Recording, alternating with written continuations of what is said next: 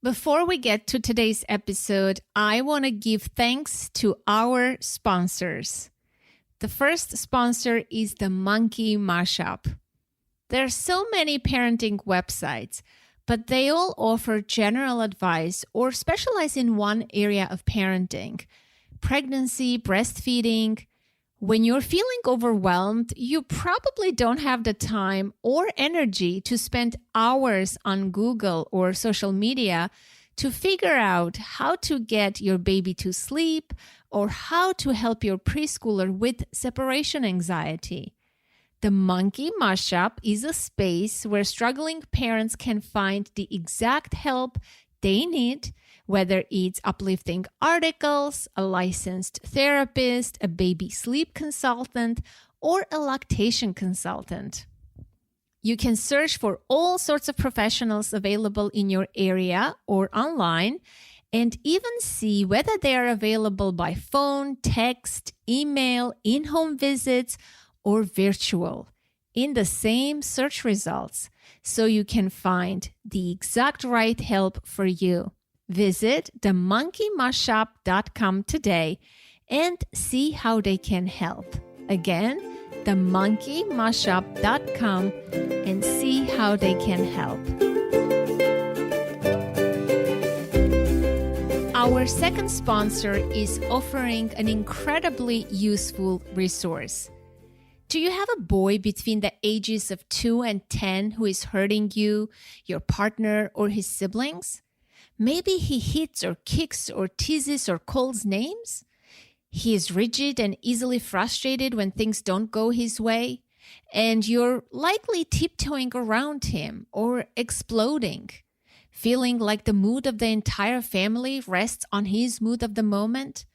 It's a scary place to be, especially when you feel like you've tried everything from timeouts to talking nicely and nothing has helped. What if the aggression doesn't stop? With 2 decades of success helping parents, Tasha Shore is everyone's go-to expert for young boys struggling with aggression. In her course, Out with Aggression, a 6-week sprint to stop your boy's explosions and lift your parenting confidence, Tasha teaches you how to keep your cool as you implement a peaceful parenting practice that stops the aggression. Aggression almost never goes away on its own, but you can stop it using connection. No punishment, no shame, no harshness, but you've got to do it right. Go to parentingboyspeacefully.com/authentic now, or click the link in the show notes for a free first step towards bringing peace back into your home. Once again, go to parentingboyspeacefully.com/authentic for a free first step towards bringing peace back into your home.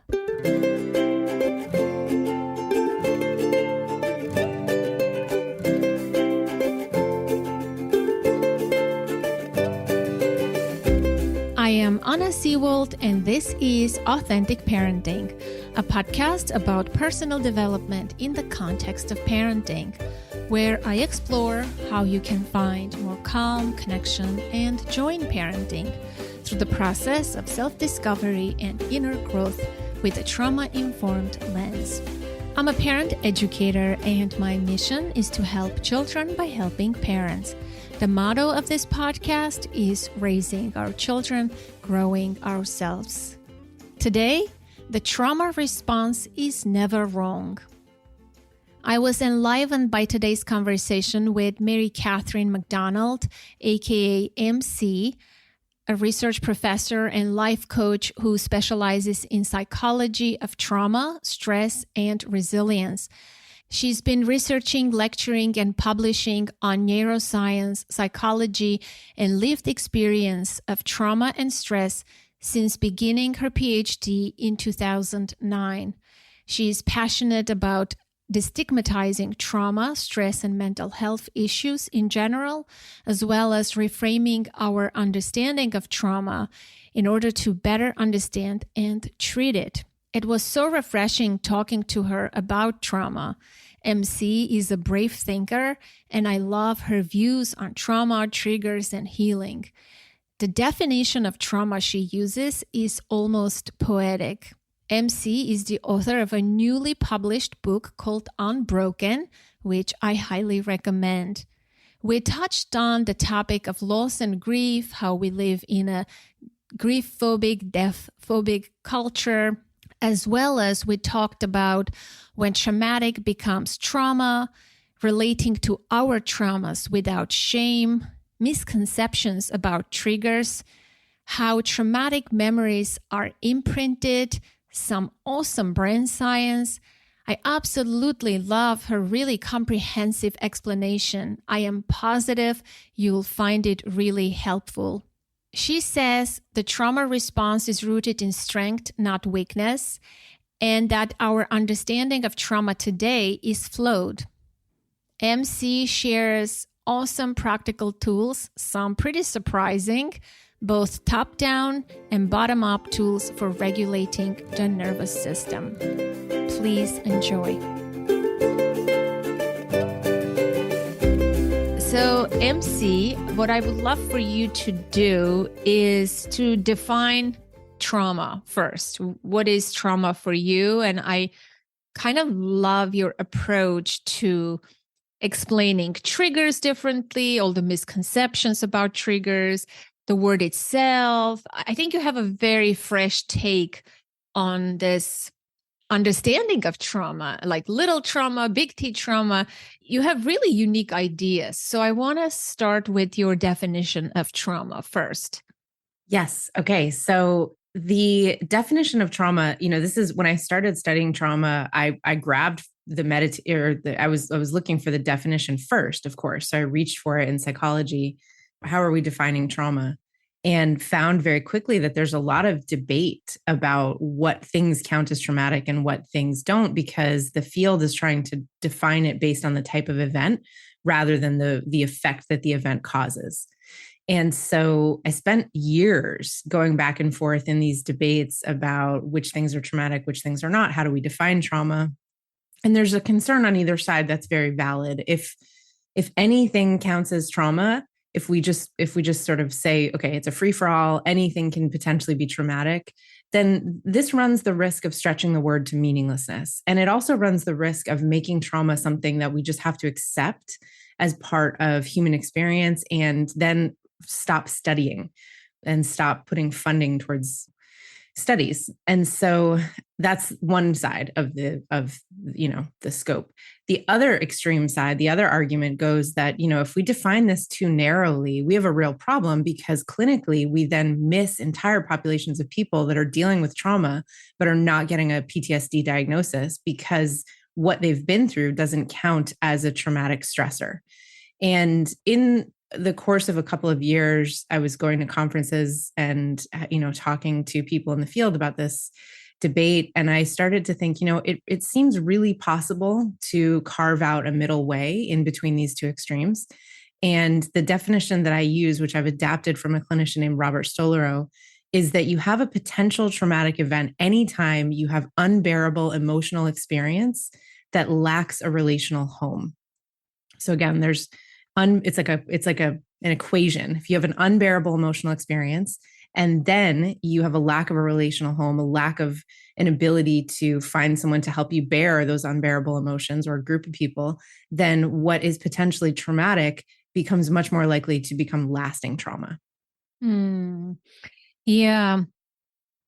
I love that word unbearable, right? It's such a powerful word, and everybody you sort of immediately understand what it means. And it's unique to each individual. What's unbearable for me is my own, what I can bear or unbear, and maybe it's different for you. But I feel like, can you speak a little bit about this word unbearable? I love language and I love the work that words do for us. And I think the word unbearable does a ton of work in exactly the way that you mentioned. So, unbearable rises the bar sufficiently high so that I don't get to call everything in my experience potentially traumatic. There are things that are irritating, there are things that are really frustrating, there are things that are sad. But in the normal course of life, most of what I go through, whether I want to go through it or not, is bearable. Unbearability raises the bar sufficiently high so that we get to say that when we go through trauma, we're going through something that's exceptional, that's outside the norm. And I also love it because it maps on really nicely with the neuroscience. And this was essentially accidental, I think, because the definition came before we had a lot of the neuroscientific knowledge about what's going on when you have a potential traumatic event. But there are brain structures that are designed to help us bear and categorize experience. And when something is sufficiently stressful or overwhelming, sometimes those brain structures can adapt to basically shut down.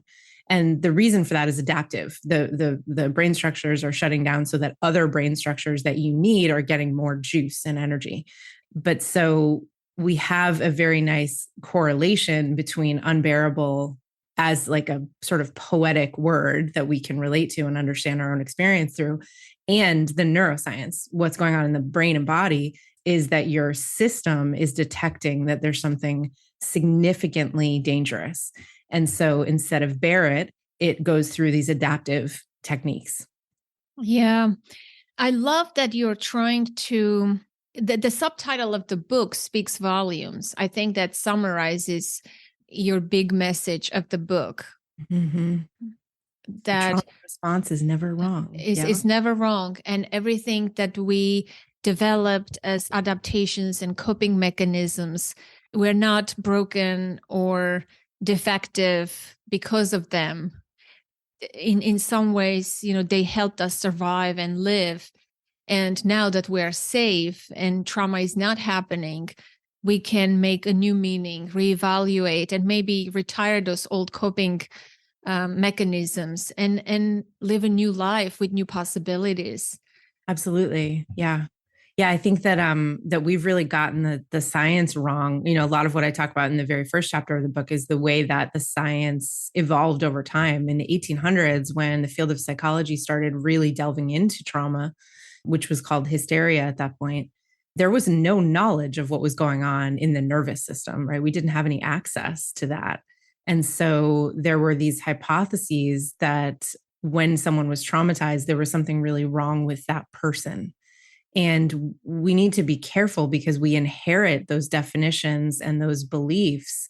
And we need to make sure that as a society, we update our understanding and definition based on all of the evolution of science. And what science has shown as we've studied trauma more through the last 150 years or so is that there is a default set of responses in the nervous system that are designed to respond to threat or what is perceived as threat in order to keep you alive. And this is the trauma response.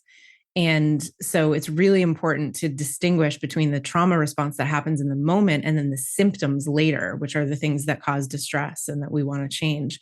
But I think if we start with this idea that the trauma response at its foundation is adaptive and protective, then we can peel away a lot of the shame that comes in when we find ourselves struggling post-trauma.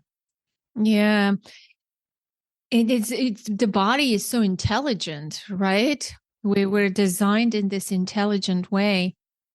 It's a miracle. Like It is. Yeah. It is absolutely a miracle that it watches out for our survival, even with extreme coping mechanisms. The goal is still to protect you and make you alive, keep you alive. And the key there is that once we understand that the system is adaptive and we peel away the shame that comes with being traumatized, then we can say, okay, I've got adaptations that have over time become maladaptive. They're getting in the way, they're causing distress. But the cool thing is I'm adaptive. My system is adaptive. So if I have the awareness that the default coping mechanism has become maladaptive, I can readapt. It's such an empowering framework to understand the symptom, because then it's in our hands to recalibrate the nervous system, to rewire the brain. Not that that's easy, but it's possible. And I think when we have the frame on it that we're broken, there's no forward motion in that. There's no hope. Yes, I agree with that. And so, what would be some, if someone is listening and, we're speaking in abstract terms, coping mechanisms, can you give a few examples how that might manifest and a few symptoms of trauma? Because that's important too. And how do you know this is a symptom or a coping mechanism? Yeah, that's a great question. And I think it's super critical that we draw that distinction because we're living in a kind of a strange time because more and more people are talking about trauma, which is great, but we need to make sure we're talking about it in the correct way. And I see all the time people collapse these things where it's not clear whether you're talking about the default response or a symptom that's causing distress later. So to give an example, it's very common if you've had, let's say, a some childhood trauma. Let's say you grew up with an alcoholic parent and there was chaos in the home. One of the default responses, which are fight, flight, and freeze, is to disconnect, to dissociate, to freeze. And that's a protective mechanism because it's essentially your system recognizing that you can't fight in that situation and you can't flee. And so if you think of a child who has an alcoholic parent, you can see the intelligence, the brilliance of the system in assessing the situation and realizing that I can't fight my parents, right? That's dangerous and I'm not going to win. I'm a small child. And I can't flee the situation because I'm not independent. I'm a small child. And so I disconnect. That dissociative response can look like a blank mind, a very numb body, very disconnected. You can sort of lose time sometimes.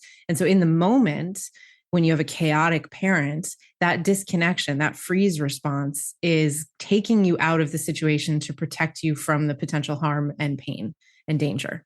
And actually, when we dissociate, we feel less physical pain. So if there's physical abuse there's an adaptation there as well.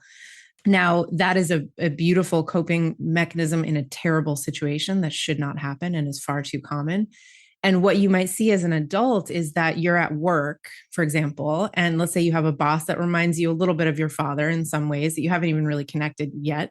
And you're having a conflict in a boardroom, you're having an argument. And all of a sudden you notice you can't even stay in the room. You're disconnected from yourself, even though cognitively, on some level, you know you're at work, you know you're safe. You know, this is not your father, but you can't really stay with it. Your mind goes blank. You feel very numb and disconnected from your body. You can't really concentrate. And that causes a problem in your work environment because you can't then have any, you can't, intervene. You can't have any conversation. You can't move forward. You can't even address the fact that perhaps the conflict style that's happening in the workplace is inappropriate because you're shut down. And so you move then from having this adaptation in childhood that kept you alive to having this adaptation carried with you into situations where you're not in danger and you need to be able to choose otherwise. Does that make sense as like a framework? Yes, absolutely. Mm-hmm. So then what you might want to do with that is to figure out what steps your body is taking on the way to shutting you down. I think one of the biggest problems with the way that we live in our modern society right now is that we're incredibly disconnected from our bodies. And I say that as someone who was incredibly disconnected from my body. We feel much more comfortable in our mind. We think that our symptoms and things going on in the body level are to be managed and shut down and not listened to. And so we lose a lot of the information that our body is giving us about what it needs and how it's reading a particular situation. And so most often when I talk to clients, and this has certainly been true of my own experience, we don't notice what's happening on the way to shut down. We notice what happens after shutdown. There's the aftermath. And so if you tune into the channel that your body is on, you will notice that there are steps before shutdown. There are steps of overwhelm before you get there. And so in that situation with your boss, you might notice that you have a lot of muscle tension as soon as you walk into the boardroom, or that when that boss starts to raise their voice, you start to sweat and feel like you have an elevated heart rate. Maybe you're noticing a feeling of dread or panic. And as soon as you notice those things, figuring out a way to get your body back to baseline, to show your body that you are safe is a critical way of staying connected. And then, of course, any situation is going to be different. So it could be that you could have a conversation with that boss about raising their voice, about the conflict style in the office that could potentially change things so that it doesn't raise to that level where you feel like you have to shut down. But there's so many things we can do. And one of the things that the book does is provide tools for the reader at every chapter so that you can learn how to understand your nervous system a little bit better and also intervene when these systems are kicking in when they don't need to. Yeah, yeah. I interviewed Deb Dana, and Oh, she's yes, I love her. I Yes. love her work. And I remember one thing she said. She said she calls it the discerning question. She said every time you get into that kind of situation, the one with your boss that you described, ask yourself this question: in this moment, with this person, in this situation, the reactions that are happening in my body are appropriate, or some sort of like some question like that. And oftentimes, when we have an exaggerated response, right, to something minor or neutral or even benign, that's an indication that it's a trauma symptom. Absolutely. Right? Mm-hmm. Yes. That's how you discern that I am overswept, I'm engulfed by this emotion, I'm overreacting to this. Maybe later you recognize, or something happened to me recently. And while I discussed it with my therapist, became clear that I was overreacting to something that now I think, oh my gosh, that was not even a big deal. But at the moment, it felt I was very impassioned and, charged emotionally over something. And so that's a sign.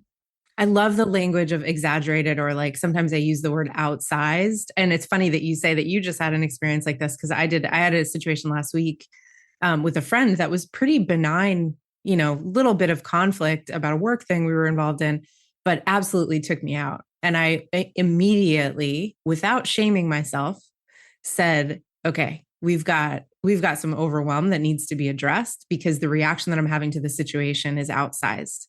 And that doesn't mean there's something wrong with me. That doesn't mean I'm broken. It means I'm overwhelmed, and I need to pay attention to that.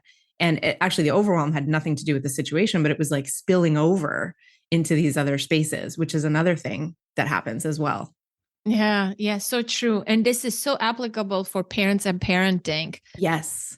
Yes, absolutely. So this is very helpful. Both for themselves and their children. If they're noticing they're having an outsized response to their child, that's a sign of their own overwhelm. And then obviously if their child is having an outsized response or out of character response for them, then that's something to really tune into and get curious about. Yeah, I agree. What I loved about your work, about your book, is the way you explain things, particularly about 5 parts of the brain.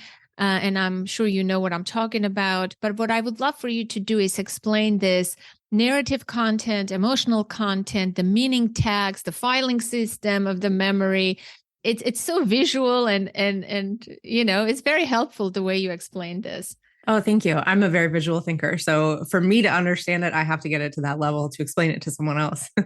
You need to get it to that level of what are we actually looking at, So yes. So let's talk about memory. I always say that if I won the lottery, I would drive right to Pixar, and I want to make a film about memory, because it's fascinating. And I think if we understood it better on a societal level, we would shame ourselves a lot less, and we would understand our own experiences.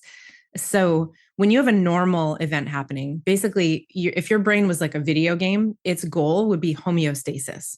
And that just means equal blood flow and equal electrical activity across the cortex.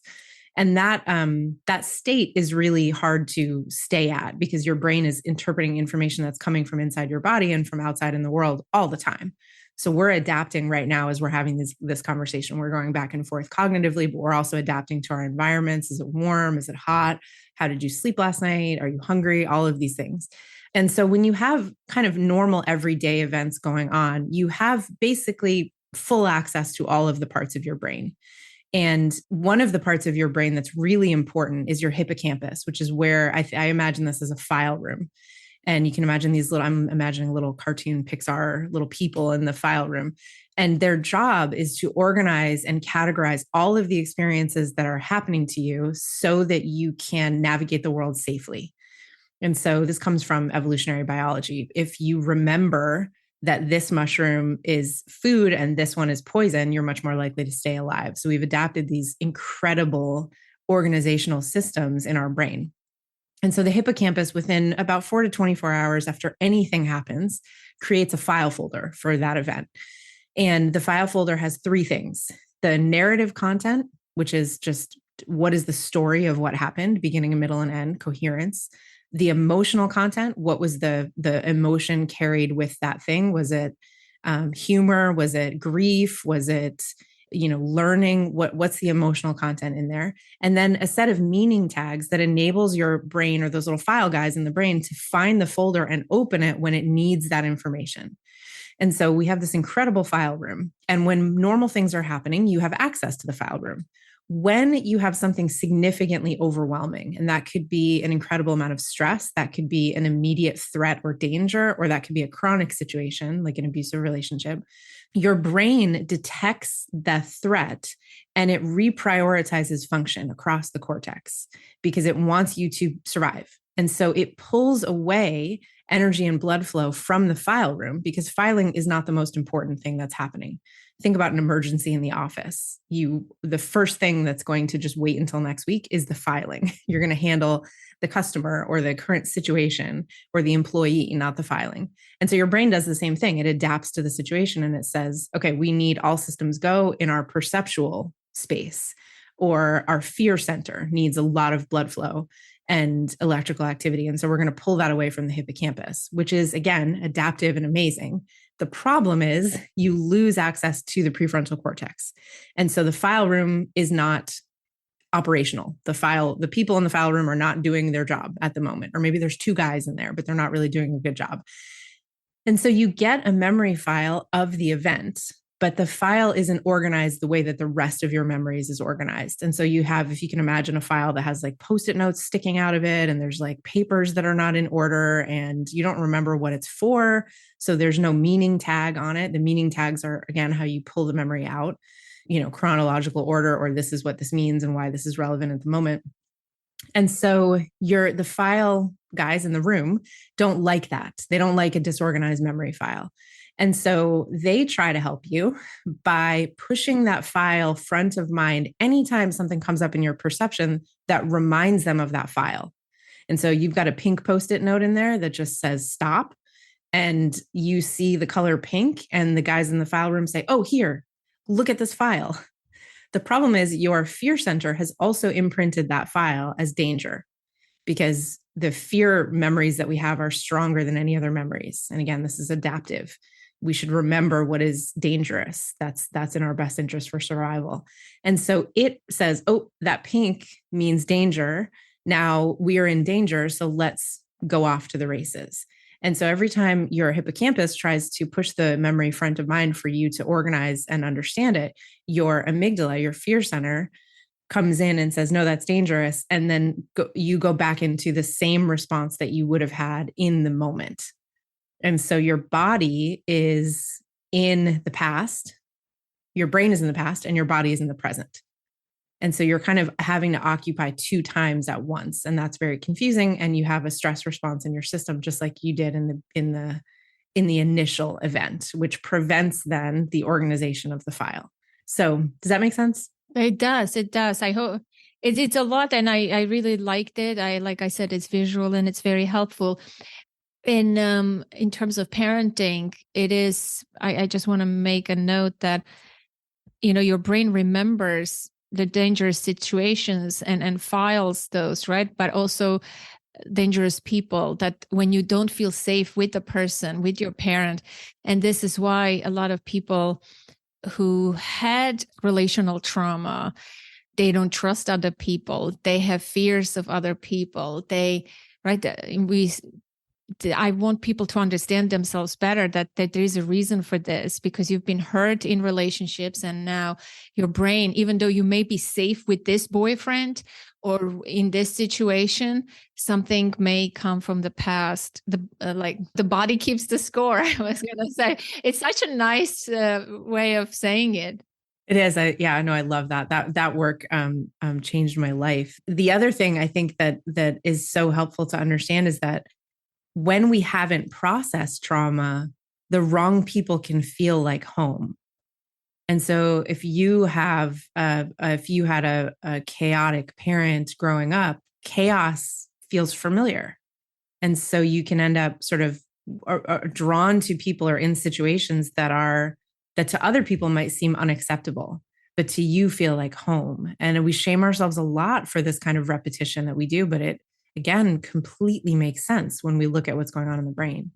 Yeah, yeah, you're right that about that repetition in the, I believe in chapter 6. I was reading it last night, and then they criticize and blame themselves for picking the same type of partner or making the same mistake, but understanding that this is not your fault. This is your adaptive brain is doing something to protect you. And on a higher level, so if we were talking about an example kind of in the moment of when you're overwhelmed, but when you spend your childhood overwhelmed, that calibrates your system in a totally different way. And so sometimes you repeat because it feels like home. Sometimes you repeat because you're trying to work something out and give yourself an opposite experience. So you continue putting yourself in a similar situation. So that, which your brain is trying to say, like, let's do this again, right? You know, like if you have that experience where you're trying to do a puzzle and you can't get the end pieces to connect. And so you're like, it's almost hard to pull yourself away because you're like, I know I can fix this problem. Your brain is doing the same thing. And so it's giving you an opportunity every time it puts you in the same situation you were in before. But when we look at that through the lens of shame, we don't see that opportunity at all. And so we can't then heal. Mm-hmm. And also people like this, I find that they create chaos. They accumulate problems, and they throw themselves into challenges. I had so many clients in the past that they're going through the worst time of their life. They're going through this event. This is what's happening, this, and that. Now they want to do kitchen remodeling, like a benign thing, but they want to get pregnant again. This is not the time. Like, I want to sometimes say this is not the time, but to them, if there is quiet and peacefulness, then that's not normal. They need to create chaos to survive, to live. My friend, I just pointed this out to her the other day. She says to herself, I'm an anxious person. I'm an anxious person, but she's not experienced anxiety in a long time. But she constantly finds something to worry about, something irrelevant, completely out of left field, because she cannot have like this moment where there is nothing to worry about. When there is normal situations, she says, maybe there's something wrong with my child's genetics. Like something, I like, why did you even think about that? How did you even think about that? So I think it's helpful for people to understand themselves, that if they find themselves in those patterns, that it's normal. And it's also it's your system. So there's this word allostasis. So remember I was talking about homeostasis a little while ago. Allostasis is the ability of the system to level up. So when you have chronic stress, your system stops trying to pull you back to your regular baseline. It just levels everything up because it says, okay, we've got chronic stress. We've got to level the systems up. That means we need more stress hormones. We need these other things. And over time, peace and safety feel dangerous to the nervous system. And that's really confusing for us to understand because we, of course, think peace and safety are peaceful and safe. And so why would the nervous system imprint them as dangerous? But if you're in a chronic stressful situation, rest is dangerous. And so your system imprints that. And then you have I talk to clients about this all the time. It's really hard to recalibrate, to welcome joy back into your life or to experience rest and peace. And so you're right. We kind of fabricate these situations and put ourselves in these, we create high stress when there isn't high stress. And there's so much shame about that because we then take that on, as your friend did, as like a personality type, right? I'm just anxious. There's nothing I can do about it. And we have to mind our language there because, you know, saying I am anxious is very different than saying I feel anxious. And even that tiny little reframe can change. But there's a reason, again, there's a biological reason that you're doing that. It doesn't mean you're messed up. Yeah. How can someone then start to regulate their nervous system? I think at the core of healing your trauma is regulating your nervous system, basically, right? That's what we're trying to gain, to recalibrate, to get to that baseline. And of course, it's a different experience for everyone. I think someone who has childhood trauma, developmental trauma, complex PTSD, it's a lot harder for them than for someone who had different kinds of trauma. This is why I want to ask you how you don't like identifying little t traumas and big T traumas. What can you say about that? Your thoughts on this? It was quite eye opening for me. I never thought about it that way. It wasn't an important topic for me. I just took it as is, but you really opened my eyes, I have to say. Oh, good. I'm so glad. I see so much damage being caused by the way that we deploy those terms, and they come from a really important clinical space. So, Francine Shapiro, who's the founder of EMDR, eye movement desensitization and reprocessing, was right. This is in her, I can't remember the year that her textbook first came out, but she was writing about EMDR, which was a modality that was designed to help people who had gone through a singular traumatic event. So let's say you had a car accident and it was really traumatic, and obviously you survived, but you were really struggling getting back in the car. So EMDR was an intervention that was designed to work with that specific memory and over time make it less sensitive to the nervous system so that you could then get back into the car. So basically it's work where you're integrating a memory. And when she was doing this work and they were developing this model, she had this thought that the modality might also work for people who had trauma that wasn't so specific, that was more chronic, that sort of unfolded over a period of time. And if I remember correctly, the thing that she had in mind was actually when you're bullied in school. And she was thinking, she says in the textbook, I really think that this modality would work for these singular traumatic events. I think it would also work for these more complex traumatic events. And so then we start having this distinction between simple trauma and complex trauma. And sometimes we call complex trauma little t and simple trauma capital T. And that's supposed to mean like the things that psychology recognizes as trauma. So combat, sexual assault, a near fatal accident, versus little t trauma, which is that maybe you had neglect in your childhood home, or maybe you had emotional abuse in your childhood home, but it never rose to the level of physical violence where death was a concern, right? Maybe you had some violence, but it was under the guise of, parenting in that way. And we just take off with this term and use it to shame each other and ourselves. And so I've seen couples come in where one couple, this is just an example I'm making up, one member of the couple is a combat veteran, and so they've had multiple deployments and they have what is widely recognized as capital T trauma. The other member of the couple had incredibly neglectful single parent through their childhood, and so they have quote unquote little t trauma. And I've seen this happen in both directions. The person that has quote unquote capital T trauma will say, well, my trauma is real and theirs is not. And I've also seen it happen the other way, where the person that has, quote unquote, little t trauma says, well, my trauma isn't as bad as it could be. And there's so much shame built into the way that we describe that, when the truth is that the body does not differentiate between those different types of trauma. To the body, when you have that extreme level of overwhelm, whether that's coming from a child of neglect or a deployment situation or a car accident, your body is imprinting that overwhelm in exactly the same way as mortal danger. And if we understand that, then we can understand that to the body, trauma is trauma is trauma. There is no hierarchy. There is no capital T, little t trauma. And if we start there, then we start by validating our own experience, which is critical for understanding it and healing. Yeah, I agree with that. Sometimes you talk to people and they said, no, but you experienced a lot worse, and you write about this woman in the book, Max, I believe her name was, who had traumatic things that happened to her. However, her symptoms were because of her recent breakup. And sometimes we get confused. We know that we had this, like I experienced a severe earthquake, and I always known that this is my big T trauma, but there were so many things that happened after that they were truly traumatic, even more traumatic, because medical trauma, I can say that, but I don't want to minimize and say, it was just a medical trauma. My trauma was this one. But no, I think people should not feel judged or shamed. And we don't have to compare our experiences. the imprint of trauma that is left on your nervous system that is affecting you today, that's what matters. That's what matters. You're not safe in your body. You're not safe with people.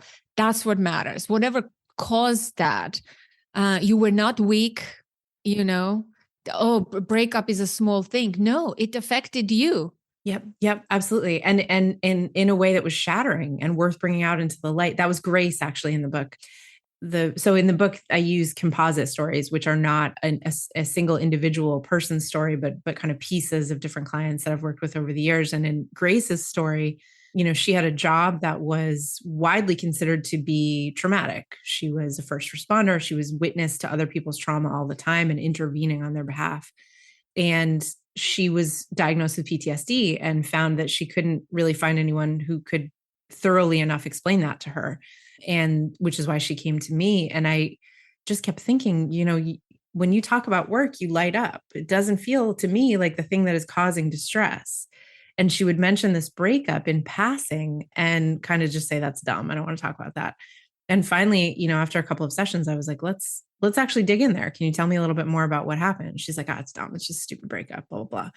But what actually was happening when we got through all those layers of qualification and saying, this isn't that bad, and I have other things and blah, blah, blah, we got to the core, which was that the breakup was absolutely shattering and shocking. And it was the thing that was causing her symptoms. And once we integrated that, she was able to not only have less symptoms, but also she was about to quit her job that she loved, that was something that was not causing her trauma. And so when we mislabel these things, we really create noise in the system that doesn't need to be there and that doesn't help.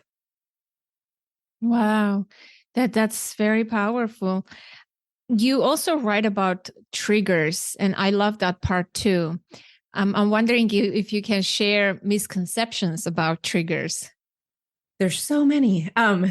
Triggers is so funny. I was actually writing about this last night, and it's actually become really difficult to even talk about because so many people have a different definition and understanding of what a trigger actually is.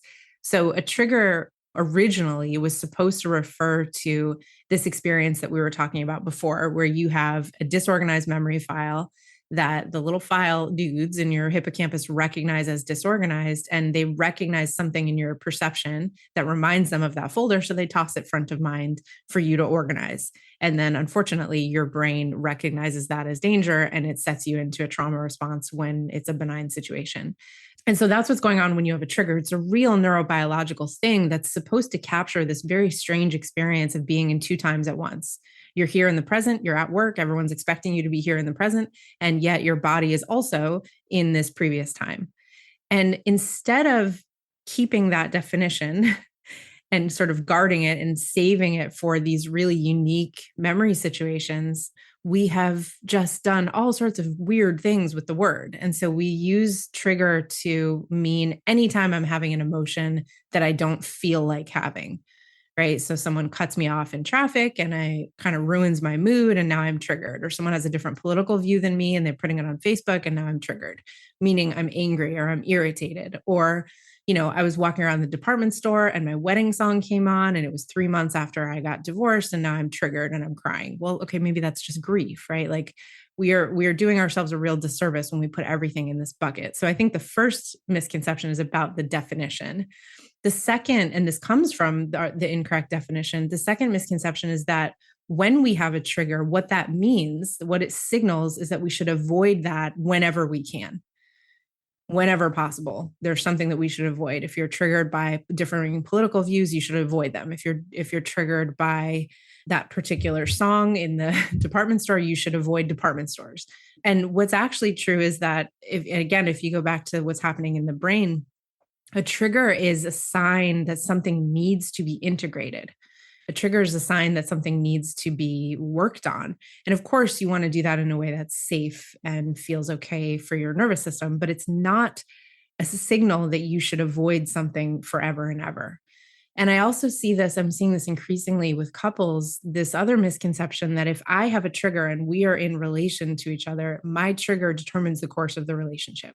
And that's really corrosive because we start to weaponize our triggers and control each other.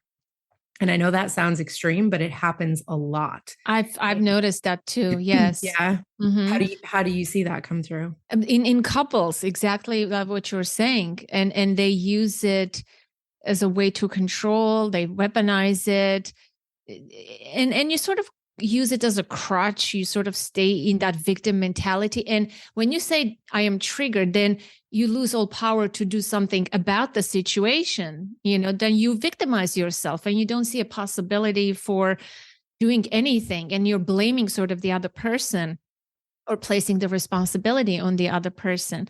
What triggers me, I'm kidding, is when people post on Facebook. It's a global space. It is a ton of people. We don't know who they are, and they put trigger warning.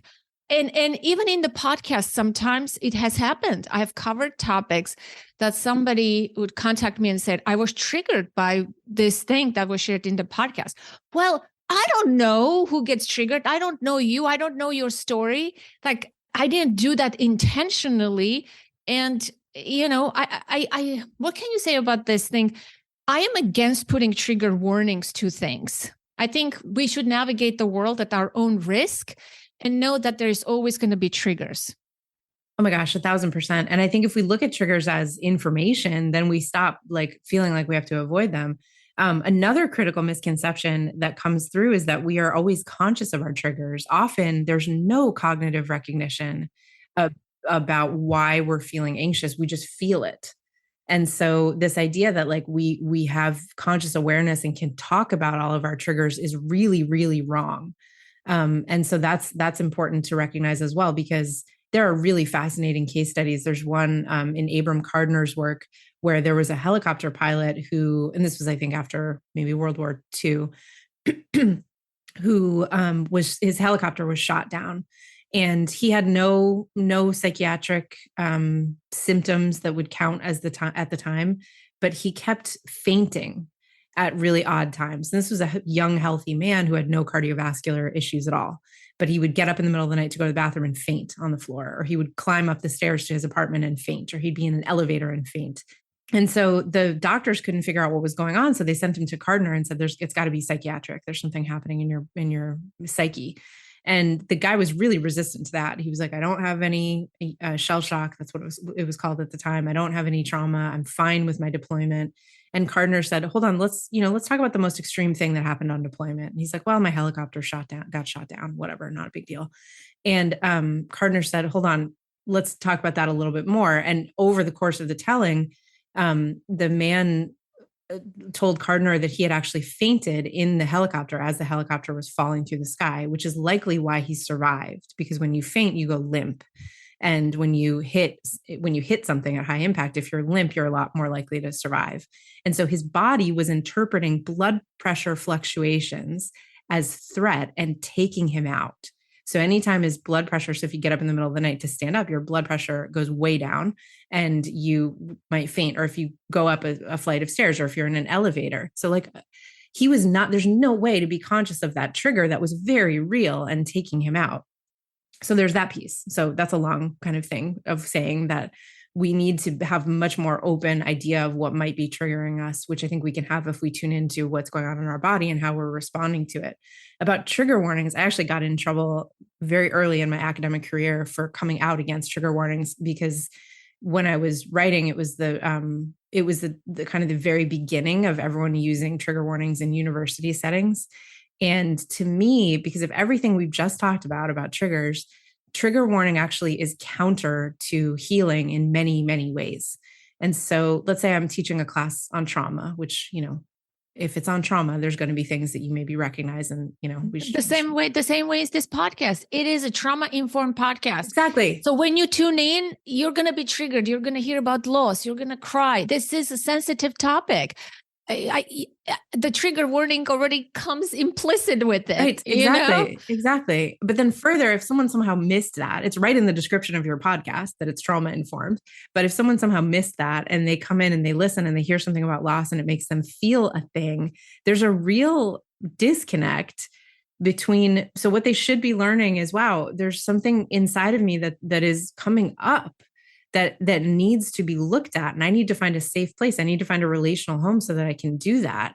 Instead, we fling an angry email at the podcaster and say, how dare you make me feel a thing? And I was finding in classrooms that, if let's say I had some veterans in class, I'm teaching continuing education and I'm teaching a class on trauma. And I'm going to show American Sniper. And I give this warning that, we've got combat trauma, there's combat things in here. What I'm doing is isolating and othering the students in the class who most people probably know are the veterans. And so we do this other work of saying, watch out for so-and-so's emotional response, right? We know that so-and-so might be a sexual assault survivor. And so she's probably going to have a reaction. If she does have a reaction, then this is what this means. And that is so counter to healing. That is so counter to being trauma informed. And it's really dangerous. Trigger warnings, I don't think help at all. I think they create even more mystery and mystification around the term. And they also further this idea that the only place you can talk about trauma is in a closed room with a therapist. And that is, of course, I have nothing against therapy. I'm in therapy. I've always been in therapy. I probably always will be in therapy. There's incredible benefits to that. But we need to talk about trauma everywhere, because it's affecting us all the time. We need to be able to talk about it in the workplace. We need to be able to provide relational home for each other. And we can't do that when we're being so precious about the content. Yeah, I agree. You keep saying relational home, and I keep going back to that definition. It's very poetic, that definition. It's not a scientific definition, but it's so resonant. It speaks to you. You feel it in your body. Relational home. It's a very beautiful term. What you write about in the book is loss, and you say that all loss is traumatic. I would love to ask you about that. Do you mean loss by death? Do you mean other kinds of losses? How do you view loss? When you say all loss is traumatic, because there could be a loss of identity, loss of innocence, loss of homeland, loss of possessions, loss of status, so many things, loss of youth, and but that's where I am trying to understand what you mean, because are they all traumatic? And I can give you something. When I lost my mom, and I said this on the podcast many times, I was 13 in a severe earthquake. That was traumatic loss. When I lost my dad 2 years ago, that was loss. I did not experience it as traumatic. I knew the difference right away. So when I read that, I'm like, wow, I really want to talk to her and understand what she means. This is so intriguing for me. Yeah, it's interesting. I was actually studying. I did my master's degree on grief and mourning, and I was bringing together Freud with American philosophers, and it was really what was informing, kind of laying the foundation for what would be all my future research, but also what was about to happen in my life, which is that I lost my parents very suddenly while I was already studying grief, which was really interesting. And so I've been thinking about loss and grief for a long time, and I think what I say is that all loss is potentially traumatic, because I think that loss is something that we all experience, unfortunately, and in many, many ways over the course of our lives. So we lose people, we lose places, we lose identities, we lose innocence, we lose hope, we lose a lot of different things over the course of our lives. And those experiences, I think, automatically kind of rise right to the level of unbearable. Right. And this is true both poetically, but also neurobiologically. When you lose something that's significant, your brain has to remap itself without that person, place, or thing. And so what's being asked of the system is huge.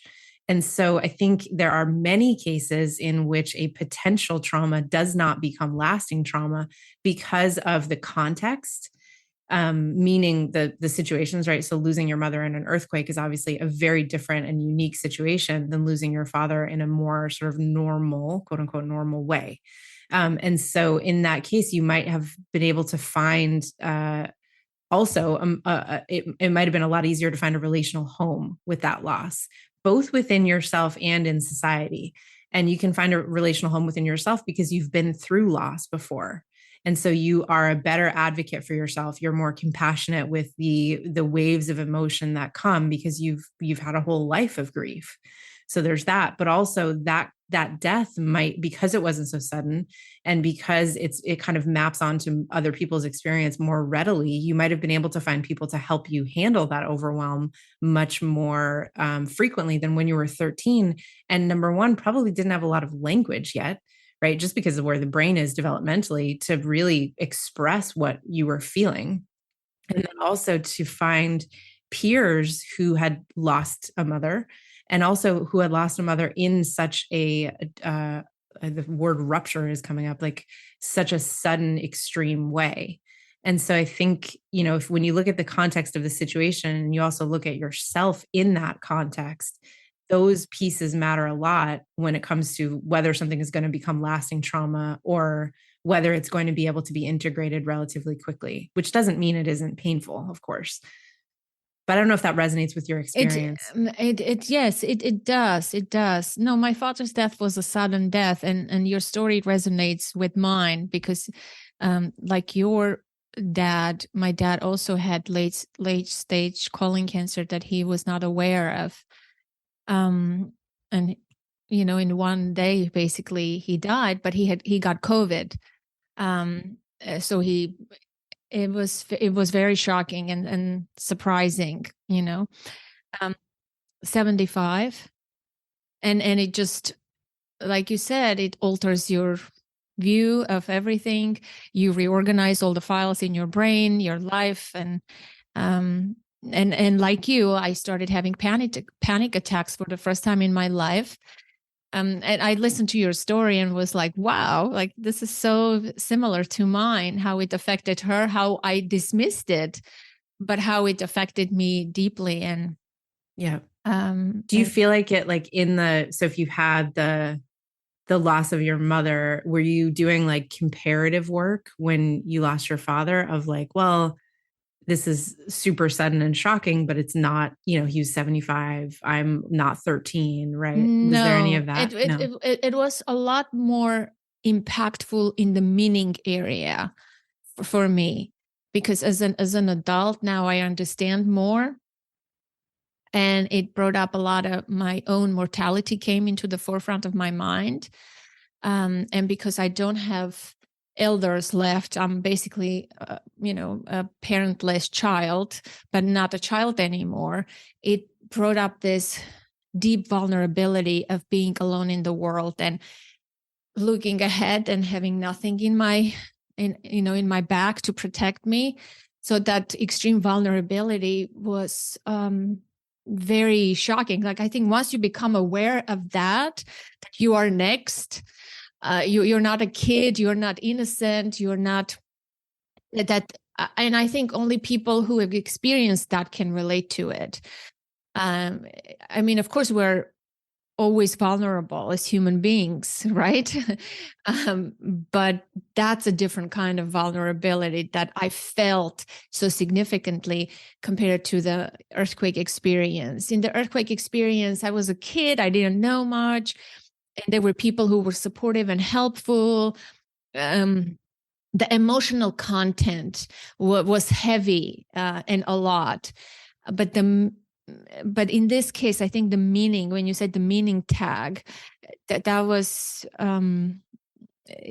very different. Yeah. It's so interesting how widely different. So I even made assumptions as you were talking about like how you might have lost your father without knowing that, just based on the little kind of nuggets that you shared before I started talking, like the context. And in some ways that's a relational failure, right? Because it's like, without letting you tell me the details, then I make these assumptions because we have all these sort of internal beliefs about how things tend to happen, and we miss each other, which I think is really interesting. And the more that happens, the more you realize that there's not going to be anybody out there to hold your experience with you to help you bear what was unbearable. Because I sort of thought the opposite would be true, that at 13 you would be at sea with this incredible, shocking loss that's so unique, and that as an adult you would have had these experiences of loss that you survived. But you point out something that I completely resonate with, which is this idea of like losing all your anchors, right? Being an adult without parents, there's this temptation. I remember somebody called me an orphan very soon after my mother died, and I got really angry. Me too. If I was resenting that, this was the first time probably I said this out loud. Somebody asked me, how are your parents back in Armenia? And I said, well, I don't have parents. And she said, oh, so you're an orphan. And I'm like, ooh, like that hit me hard. Yeah. Because we don't have like a narrative. There's no like story out there of an adult child who is an orphan. We think of an orphan, we think of a child that needs a parent in that real developmental way and doesn't have one and is sort of now like a warden of the state or has to be a foster child or find new parents. And as an adult, it's a very strange experience that, again, you can't really find a lot of a relational home for, because it's a really weird thing to still need your parents. And because you do, of course, still need your parents as an adult, and you expect them in your life for a lot longer than they are. And so what it means to be an orphan as an adult is very different than what it means to be an orphan as a child. And there's not a lot of recognition of that. And so there's nowhere then to put the meaning. And so that's why our brain, I think, has a really hard time with those meaning tags. Like, how do we put this in the larger story arc? What does it mean to be an adult orphan? In what ways did you still need your parents? In what ways do you feel like you're at sea? But yeah, that's a very eerie experience, to when you said, the realization that you're next, right, in line, which is probably something that you never considered before, because yes, we are all vulnerable, but we act as if we are not most of the time in order to survive. If we were dealing with our vulnerability 24/7, man, that would be rough. That would be rough. We wouldn't get up and do anything in the world. So we have to have this illusion and pretend that everything. I mean, I always say, loss and death is my favorite topic. It's like the only fact we know for sure in this life, that we're gonna die. We're all gonna die. And when you're in a relationship, one of you is gonna die. There's gonna be that loss. So yeah, but you don't want to face that or be reminded of that. Sometimes you need to remind yourself to reorient in life, gain appreciation, I think. But if it was that constantly in our forefront, oh my gosh. Right. It would be untenable. We would not survive. Unbearable. It would be unbearable. Yeah, talk about unbearable. So how was your experience for you? You lost both of your parents too. Yeah, it was so my father died really, really suddenly, again, colon cancer. By the way, listeners, please get a colonoscopy. It's really important to get screened for colon cancer, and they're moving the numbers down, especially if you have colon cancer in your family. You should start getting screened at 40. Advocate for yourself, ask for a colonoscopy. I promise it's not that bad. I get one every other year. And it is because both of my parents died of colon cancer. And so, just, I want the listener to know that there's a lot of fear around getting a colonoscopy. I have fears. I every time I go to a doctor, I'm so scared. I'm so scared. Yeah, health anxiety is. Have you gotten screened yet?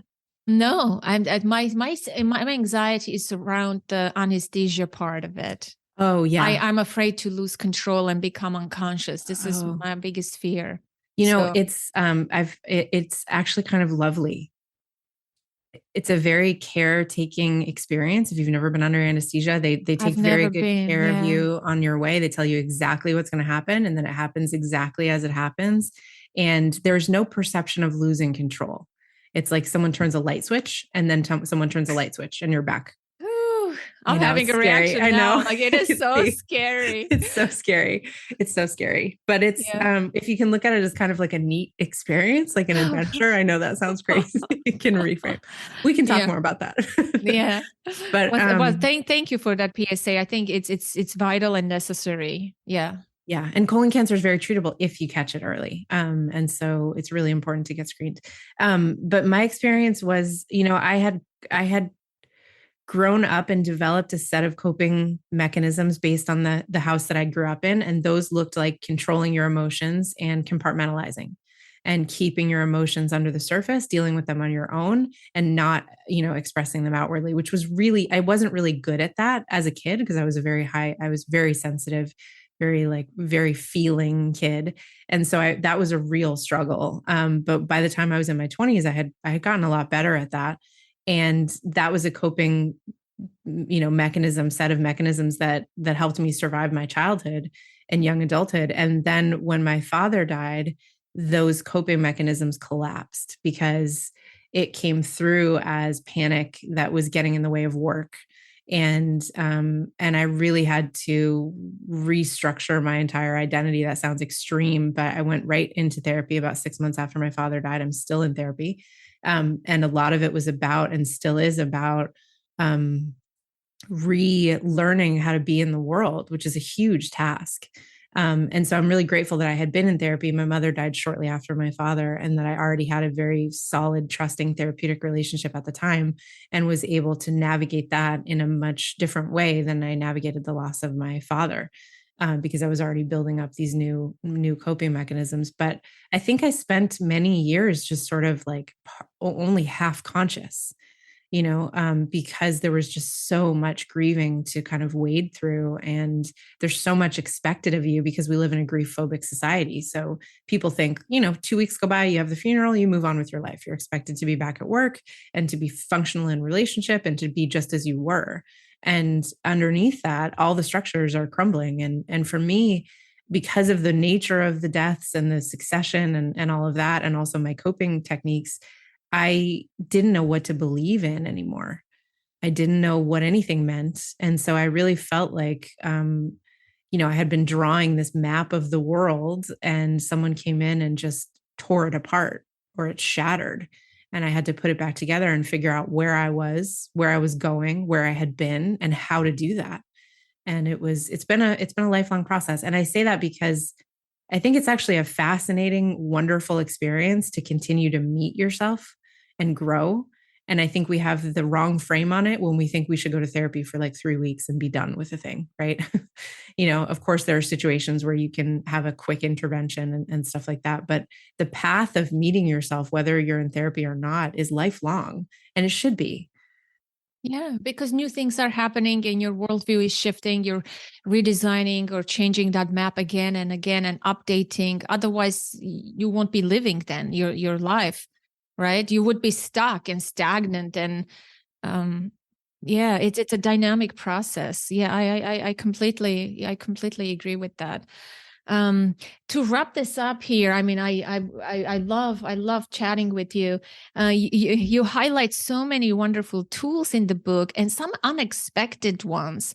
You talk about grounding, you talk about breathing and regulating the nervous system. We covered a lot about those things on the podcast, like specific topics. But what I want to ask you about is the things that we haven't talked about. For example, playing Tetris. I've never played Tetris, and I'm like, now I'm curious. So what does playing Tetris do for our brain? Tetris. So the tools are in the book are fun, and they're a mix of things that I have adapted and kind of made up on my own and things that exist in the world. So grounding obviously exists in the world. And Tetris actually is a very well-studied modality. So Tetris, for listeners who are not familiar with the game, is just a puzzle game where these blocks of varying colors and sizes come down from the top of the screen, and you have to organize them and line up these different shaped things to delete the lines. And the more you play, the faster the game gets. So the better you are, the faster the game is. And so it's very compelling. And the reason that researchers studied this is because they were looking for ways to bring someone back to baseline when they were in a really extreme panic response. And so there've been multiple studies using combat veterans and people who have PTSD, where they will show someone a trigger image that they know will bring on a stress response. They'll watch the stress response happen in the brain. So again, a lot of blood flow and electrical activity to your fear center and away from your hippocampus and away from your prefrontal cortex, which is in the front of your mind and in charge of paying attention, working memory, things like that. And then they'll have them play Tetris for 20 to 60 minutes, and they watch the blood flow returned to the prefrontal cortex and to the hippocampus, because Tetris makes a continual bid on your prefrontal cortex by being something that's very visually appealing and compelling, and also something that gets harder as you play. And so when you're playing Tetris, you're essentially manually reorganizing blood flow and electrical activity in your brain by pushing blood flow and electrical activity into your prefrontal cortex, which by necessity pulls it away from the fear center. So in about an hour, you'll have a lot less anxiety than you started with because of what the game does. And of anything that makes a continuous bid on your prefrontal cortex is going to do the same thing. So baking is something that requires a lot of your prefrontal cortex because you're paying attention to little amounts and reading a recipe and then doing these actions that uses your working memory a lot. So that's another example of something that will work. So you don't have to play Tetris, but Tetris has been studied and over again has shown a positive impact. And how did people stumble upon studying this? Was it accidental? It's like so fascinating. It's funny. I don't know actually why they picked Tetris. Like it makes sense because of the way that the game works. But I think, since we've been studying the brain and we can understand that when you have a fear response, your brain is going out of homeostasis, and we need to manually get the blood flow back to other areas of the brain. I think they were probably just operating on that little bit of knowledge and trying to see what interventions actually help you, kind of recalibrate your brain function in the moment. And this is also like why EMDR works. So there's a lot of modalities that are built on manually, we call this top-down regulation, regulating the nervous system by using the mind when you manually push blood flow and electrical activity to certain areas of the brain. This is also true in work that I talk about in the book that involves the hope circuit, which... Oh, I was about to ask about you were? that. Okay. Yes, please continue. So the hope circuit, so your brain circuitry, you can talk about the brain in terms of like the structures, the blood flow, and then electrical activity. And we've been kind of going in and out as we've been talking. But the hope circuit, so the way that the circuits in your brain work is sort of like circuits in an old house. So I don't know about you, but in my house, I can't have the air conditioning on and run my hair dryer at the same time because the circuit will blow. It's too much energy. Those circuits are counterposed. The same thing is true in our brain. So the fear center takes a ton of energy, and so does the hope circuit, which has been named that by Martin Seligman, but includes a bunch of different brain structures that involve imagination, future planning, things like that. And so we know that when the fear circuit shuts down, when the fear circuit is on, the hope circuit cannot be on. And that makes sense. When you're really afraid, you're not going to be like spending a lot of time future planning or imagining anything. But we also know that the opposite is true. When the hope circuit is on, the fear circuit cannot be. And so if you can take some space and imagine something in great detail, you turn on the hope circuit and by default over time, turn off the fear circuit. And so we can work with, once we know sort of the terrain, we can work with what's going on in our brain to help us in the moment and then also recalibrate our nervous system over time.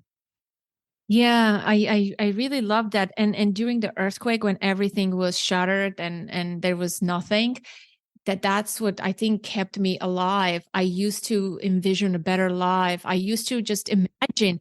I always thought that I was escaping the present moment, but I was envisioning my life where one day I would be here, I would do this, I would do that elaborately. And I think that helped me survive. After I read this, I'm like, wow, that's so powerful. Like I knew how to do that. And now I do that too. It's a very well-trained muscle in me. When something unpleasant happens, like I'm in a doctor's office waiting for a negative diagnosis or something like that, my mind sort of does this trick. And you said that you can imagine even the most outlandish things. You don't have to have a realistic, or it doesn't have to be about your life. You pretended you're a ballerina in Paris, or you imagined all of those things. I think this is such a helpful exercise for people, just to dedicate 15 minutes to allow themselves to imagine a whole different thing that is unrealistic and dreamy, but it's so helpful for them. Yes. And because the thing is, I made up that exercise because, or that tool, because I was I knew the brain science made sense. And I was like, okay, but if you can just hope and you can imagine, then you'll feel better. So I was working with clients and they were thinking like, I'm in a really dark place. I can't imagine my future. Like this is exactly what I'm struggling with, is that there seems to be no future. That has collapsed because the future I was planning on is now gone. And so how do I do this? And so I leaned into absurdity, number one, because I think it's one of our just amazing human subversive powers is to lean into humor when things are awful. And I said, okay, so then imagine something isn't going to happen, because you're still going to be in the hope circuit. You're still going to be activating that circuit, or as you said, like working that muscle, but not in a way that immediately brings up resistance. And so for me, I'm 40 years old. I'm not going to become a ballerina. I live in the United States, not Paris, but I can spend 5 or 15 minutes thinking about what would that be like in great detail. I would have cashmere leg warmers. I would wear a tutu. I would have a bicycle. I'd have these wonderful friends. Here's what my apartment is going to look like. And when you're doing that, you're turning on the hope circuit and exercising that muscle. So it doesn't actually matter that you're moving toward that future. But what's interesting is that I've seen clients, I just was talking about this with a client the other day. Over time, you will probably notice a pattern that is real. And so there will be fragments of this imaginary life that you probably do want to lean into, but you couldn't have gotten there until you leaned into it in this absurd way. So I love to dance, but I didn't really know that about myself until I was doing this exercise and realizing like, wait, okay, so I'm not going to become a ballerina, but maybe there are ways I could incorporate dance into my daily life, which of course you can. And so you then can actually see some interesting things come to fruition in that way as well. The thing that I want to just kind of nip in the bud right off the bat, because I know that some listeners immediately are going to do this, is they'll say, what's the difference? Because you said this too, like, what's the difference between this and maladaptive daydreaming? What's the difference between this and escapism that becomes harmful? And I think it's important that we understand that any tool can become a weapon. It depends on how you use it. And so if you are doing this absurd imagining 16 hours a day, or it's getting in the way of your ability to be present in conversations or to get your work done, now we've got a tool that was adaptive that has become maladaptive. It's time to pick a different tool. If you're doing this 5 to 15 minutes a day, just because you're kind of quote unquote escaping into fantasy, it doesn't mean it's escapism in a negative way. Does that make sense? Yeah. Yeah. Thank you for clarifying that. Yeah, it does, because everything gets weaponized in our culture so much. Yeah. Well, thank you so much. What are some last final words that you would like to say, or maybe a tool you want to share, or a question, a challenge for the listener, something useful or maybe practical? How shall we end this conversation? So the challenge, I think, is to, what I ask in the very beginning of the book is to forget everything you think you know about trauma and read the book. And that's the challenge that I want to issue, because there are tools in the book that will help you, and also a critical reframing for how you understand what happened to you and how you are now moving through the world. I think that if you can imagine, just to leave with one kind of practical piece, I talk a lot about putting your resistance and your shame in a box and putting it on a high shelf. Right. So instead of pathologizing yourself, instead of trying to diagnose yourself, instead of thinking of yourself as broken, can you take those words and put them in a box? You don't have to get rid of them. You can put them, take them back down off the shelf at some point if you want, but just experiment with what it feels like putting those things up on a high shelf for 15 minutes and looking at the way that you're responding and what's happening within your body as data. That's pretty useful. Well, thank you for doing this work. Thank you for writing this wonderful book. I can't recommend it enough. Hey. Really one of my favorite books of the year. Oh, thank you so much. That's huge. I'm very delighted in promoting it, and I hope the listeners will get it. And I think they will find a lot of value in it. As it's very visual, you have a great way of explaining things that makes sense, even though like I knew some of the concepts, but the way you explain is like, wow, this is like, I will never forget this. Yeah, that's so cute. That's such a great compliment. Yeah. And of course the stories are very powerful. And so thank you for being here. I truly enjoyed this time with you. Oh, me too. Thank you so much for having me. It's been an honor.